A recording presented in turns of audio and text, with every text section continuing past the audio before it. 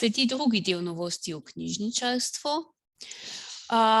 In to je predstavitev magistra Marjana Špoljarja in Erike Žitko iz Mestne knjižnice Ljubljana, ki sta se pred kratkim vrnila še iz bolj sončnih krajev, iz Grčije, kjer sta se udeležila konference QQML.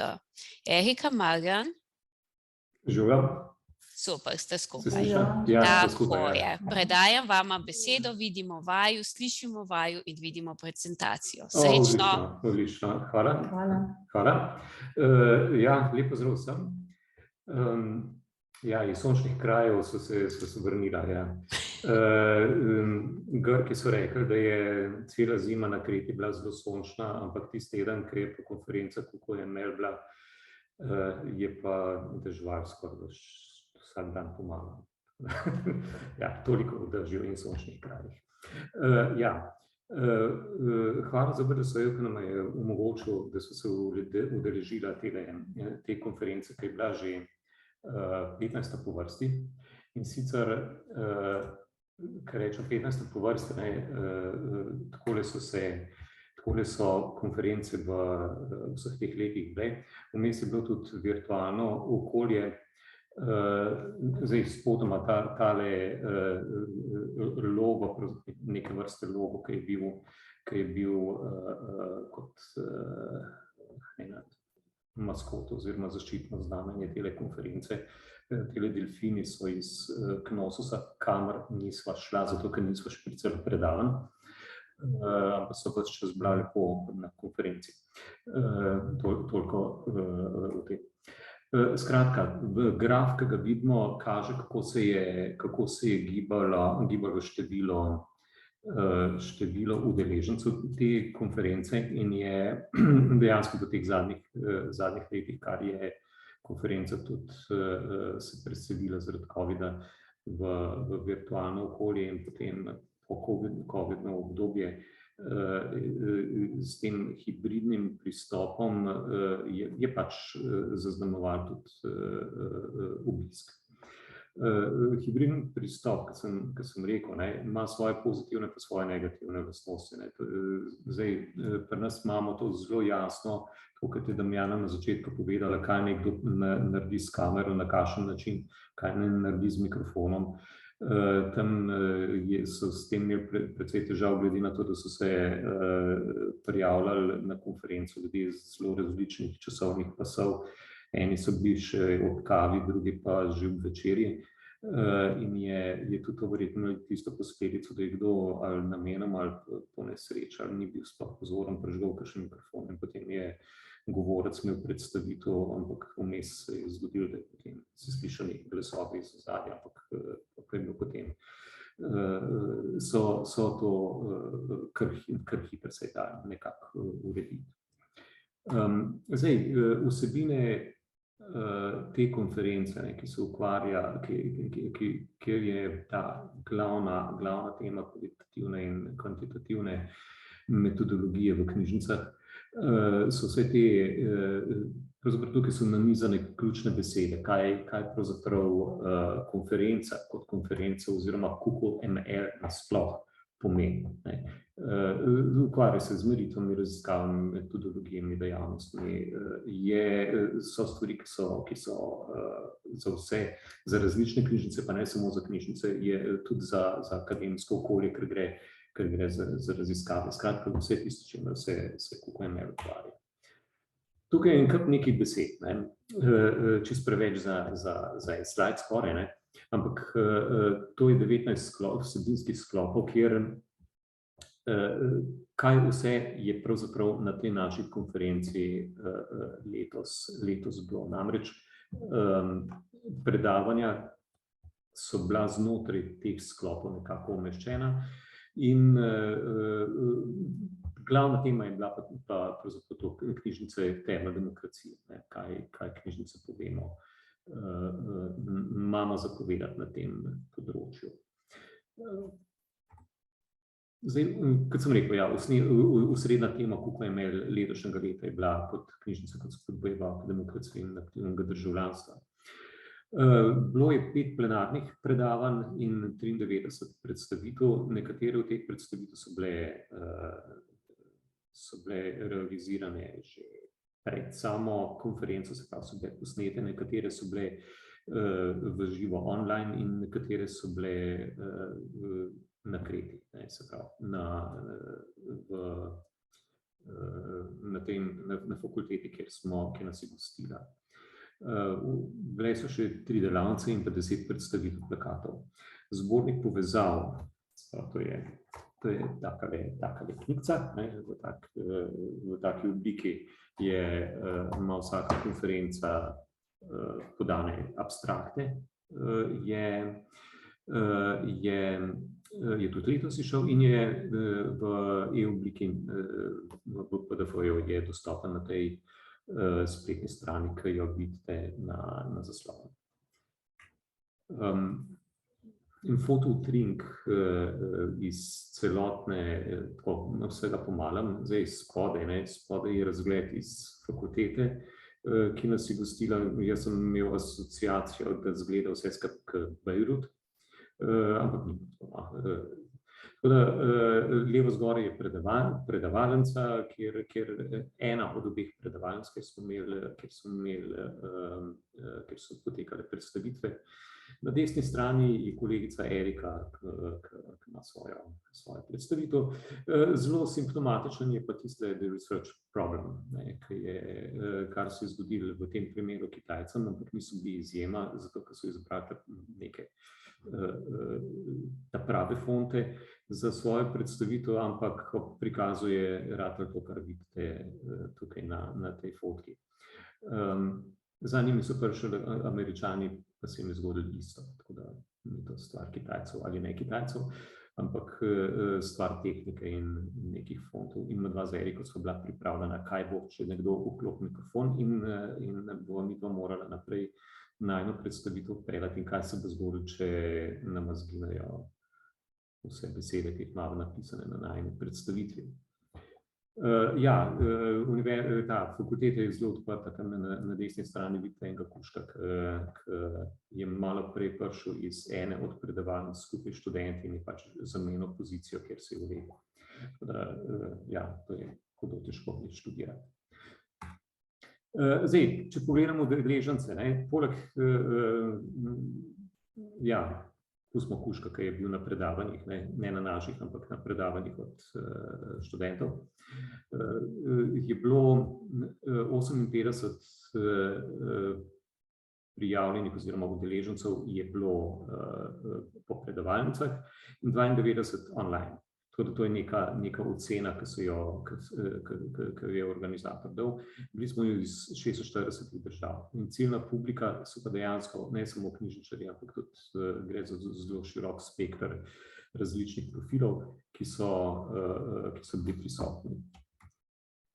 Med zanimive prispevke velja v prvi vrsti uvrstiti informacijsko pismenost, o kateri je govoril Jeffrey Kelly iz tega ustanove Universal Information Literacy Association.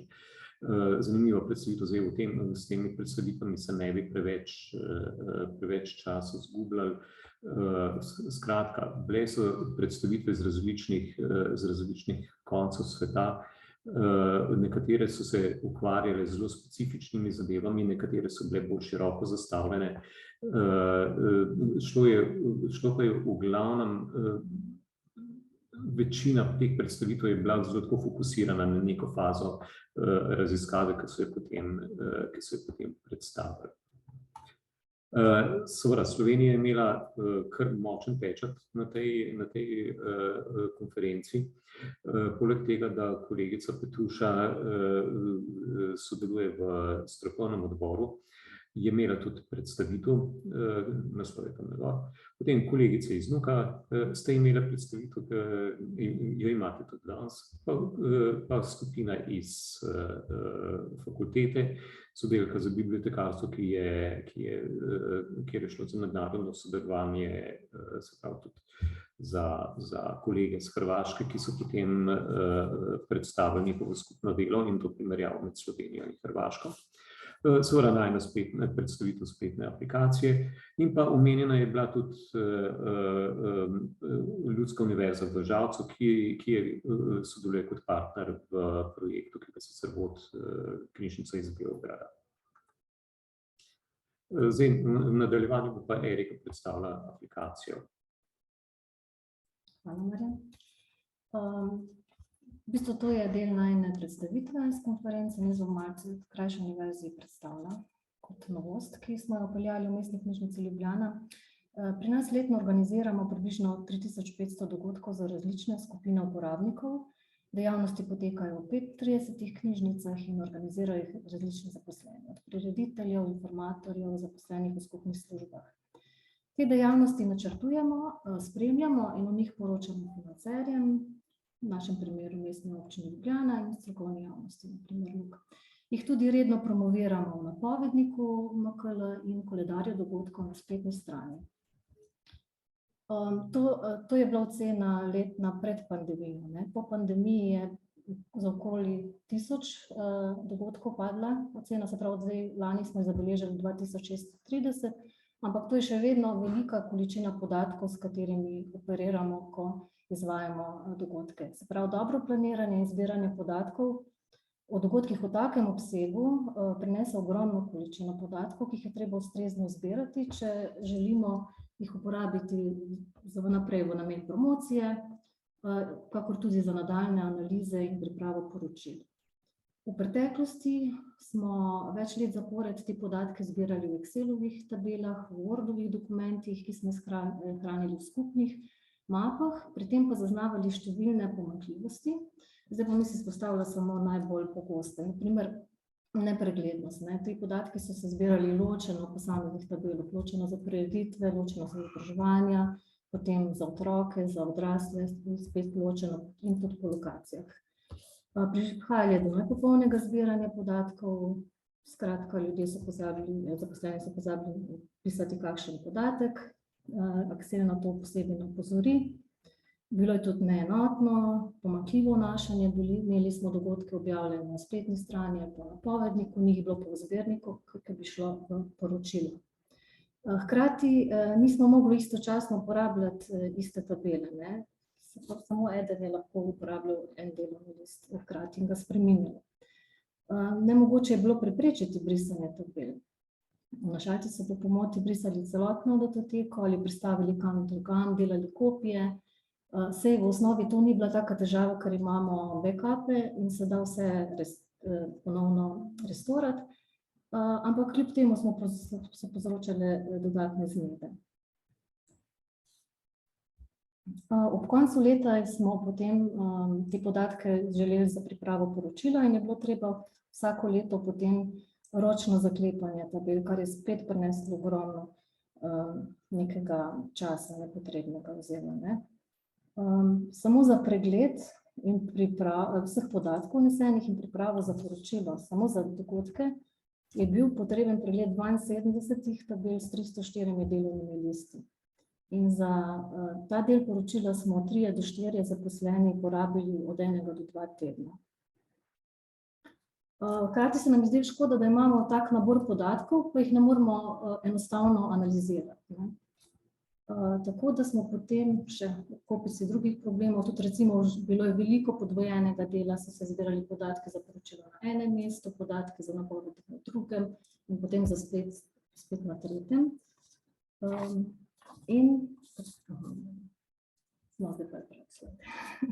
To je bil en tak dolgi uvod, nisem pozabila predstavljati stvar. Skratka, vsi ti problemi so pripeljali do tega, da smo se zaželeli neko spletno aplikacijo, ki bi bila ves čas dostopna od kjerkoli in bi pač omogočila vse te napake pri vnosih.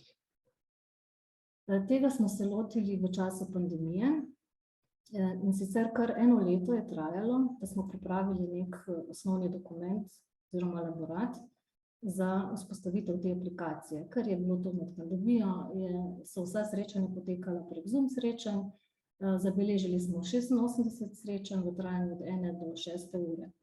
V tem času smo pregledali poročila večjih slovenskih splošnih knjižnic, tudi njihovih spletnih strani, tudi spletnih strani knjižnic iz tujine. in pa slovenskih organizacij, ki se tudi prvenstveno ukvarjajo z organizacijo oziroma promocijo dogodkov. Popisali smo tudi vse napake. Lotili smo se tudi usklajevanja oziroma poenotenja strukture zbiranja podatkov. Kot na primer, prej smo opažali, da smo za vrste dogodke uporabljali različne kriterije, na primer način izvedbe in pa vsebino, kar se je izključevalo včasih, ali pa podvajalo.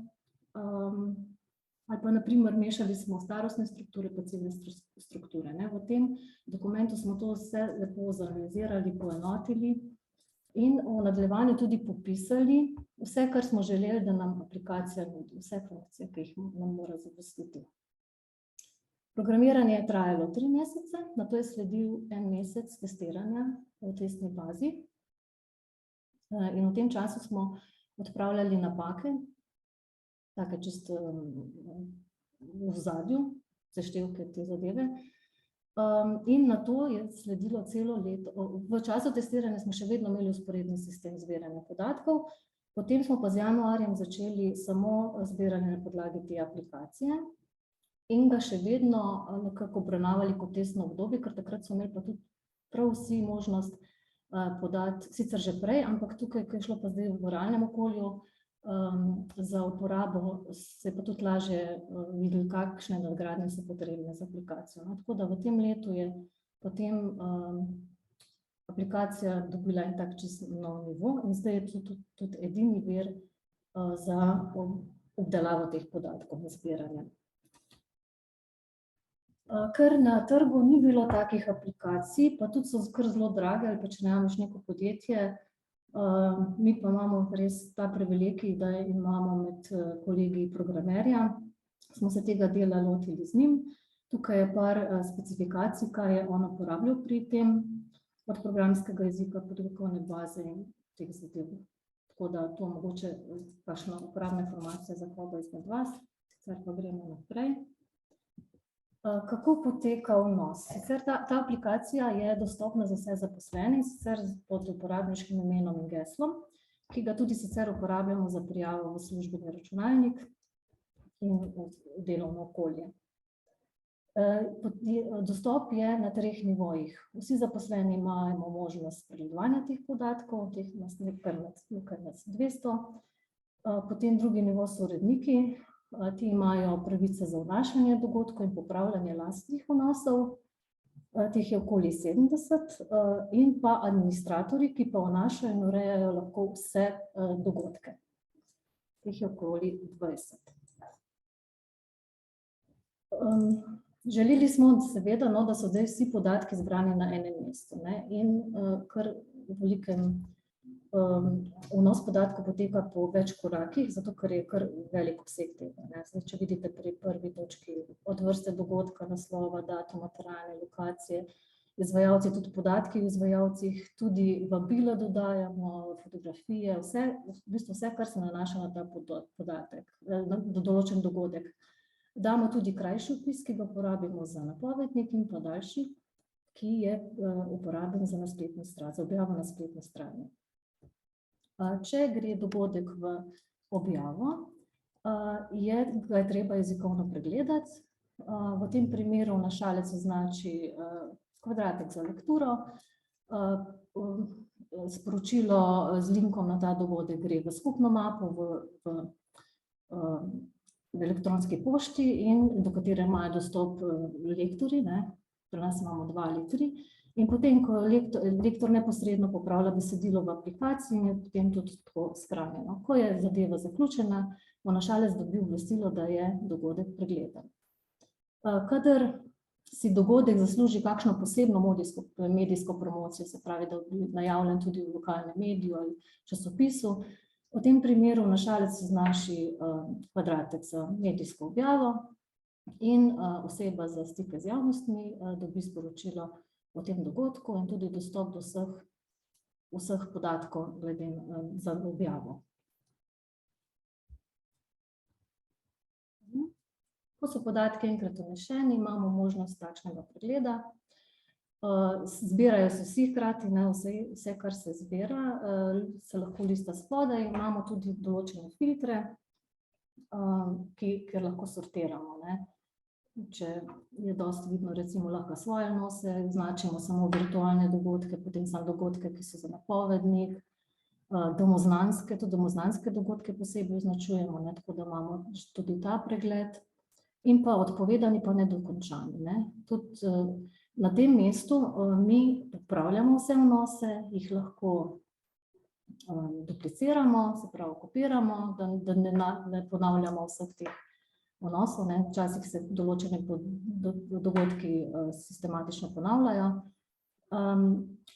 Tale možnost nedokončanja pa tudi zanimiva, zato ker po koncu dogodka organizator lahko vnese podatek o številu udeležencev ali število ogledov, če gre za virtualen dogodek, ali oboje, če za hibridni dogodek.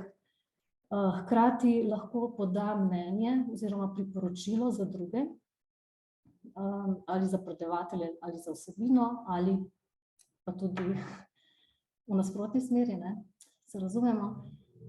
Potem označujemo tudi odpovedane dogodke in razlog odpovedi. In poročila so potem dostopna s preprosto 4 kliki. Ločimo jih na poročila za našo ustanovo in pa za zunanje. Tukaj je spustni meni, kjer izberemo ustrezno poročilo, datum, lahko delamo dnevno, mesečno, tedensko, letno. Skratka, kar izberemo in pripravimo. Vsa poročila so vidna že v aplikaciji, lahko jih pa izvozimo v te najbolj običajne datoteke, ki jih dnevno uporabljamo, ki jih vidite spodaj. V aplikaciji so tudi namigi za izpolnjevanje, če mogoče kdo ne ve, kaj točno pri katerem podatku, so pa tudi vsa navodila dostopna in tudi izobraževanja za zaposlene smo imeli. Seveda je planiranje kar pomemben del vsega dela v zvezi z dogodki. Jaz sicer to postavljam na zadnje mesto, ker smo tudi nekako na zadnje se lotili tega dela aplikacije. In sicer zbiramo dogodke, tukaj grejo vsi dogodki in prireditve in izobraževanja, imamo potem vrste, ki to ločujejo. In se pravi, v tem delu pa enostavno vnašamo te številke in imamo tudi možnost potem enostavnejšega pregleda ali izvoza podatkov v Excel ali v Word.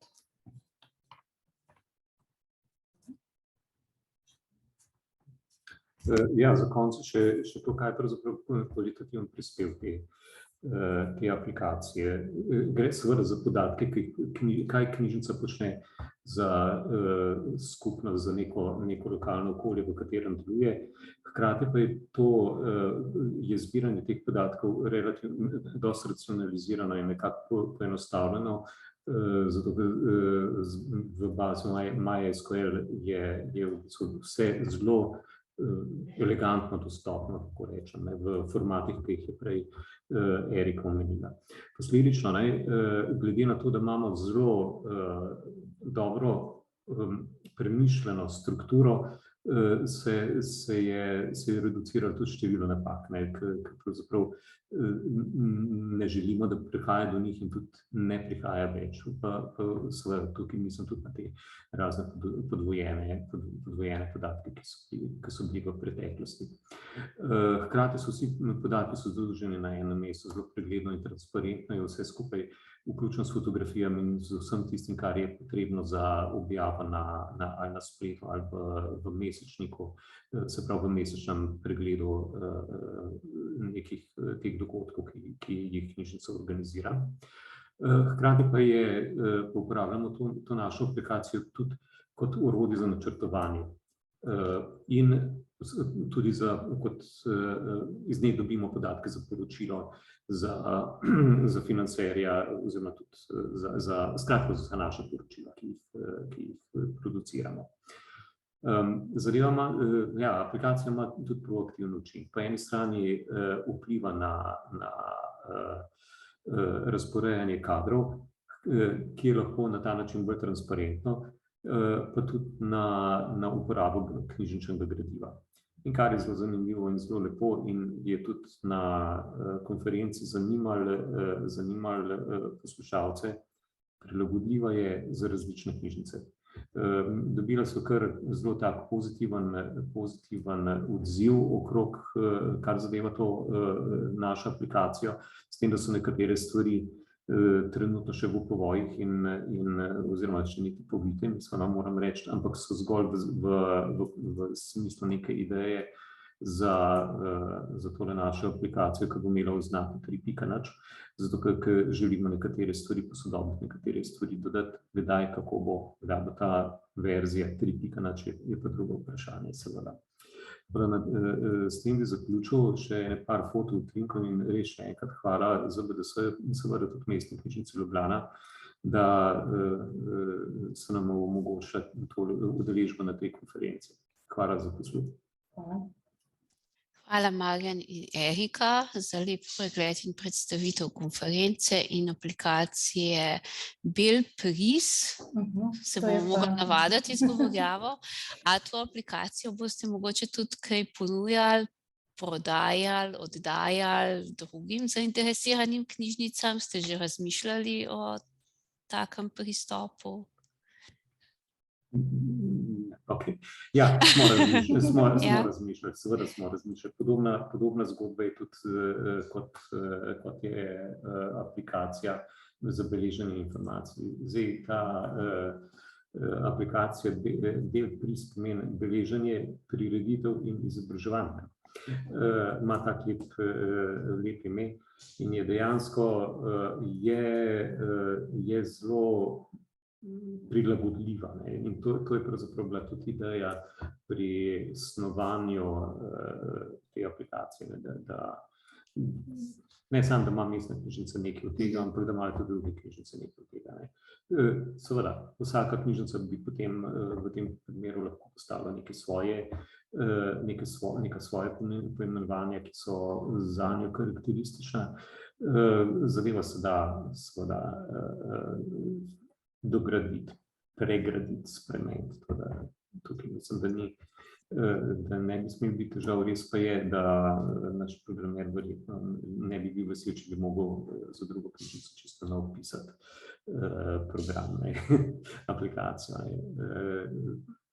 Tako da z nekimi minimalnimi korekturami je aplikacija uporabna za katerokoli knjižnico. No, kot sem prej omenil, dve Avstralki, ki izhajata sicer iz univerze, sta povedali, da oni imajo malo manjšo mrežo, ne glih 35 enot, kjer bi se karkoli dogajalo, ampak sta kar zastigli z ušes in ste rekli, to rabimo, zaradi tega, ker pri njih je podobno, kot je bilo pri nas pred tem. Vsak nekaj po svoje vnaša, nekdo uporablja kratice, nekdo jih ne. Tukaj so pa enotni vatli, kako zadevo peljati in je to. Zato, kot sem prej omenil, napake so zreducirane na minimum in zadeva je pregledna za vse, ki to kakorkoli uporabljamo. A lahko še poveste kontakt, na koga se lahko obrnejo knjižnice, ki bi bile zainteresirane za to, kar navajo? V tem primeru verjetno je najbolj smiselna pot kar prek vodstva knjižnice. Seveda, direktorska bo potem odločila, kdo in kako se bo ukvarjal s to zadevo, zato ker običajno tudi glede na izkušnje aplikacije za beleženje informacij, ki je tudi nekako jo vsaj dve drugi knjižnici uporabljata, gre v prvi fazi za pregled, kaj knjižnica, ki bi to naročila, potrebuje, dokdaj naj to naredi naš kolega, ki je programer. Potem je povezano s tem še neko število ur izobraževanja in potem vprašanje nadgrade. Tako da, se pravi, tukaj je vodstvo kompetentno, oziroma za prilagoditev. Tukaj je vodstvo seveda pristojno in kompetentno za vse nadaljnje pogovore o tem. Hvala za odgovore na moje vprašanja, drugih vprašanj v klepetalnici ni. Vabljeni pa ste, da Eriko in Marjana vprašate tudi po današnjem dogodku.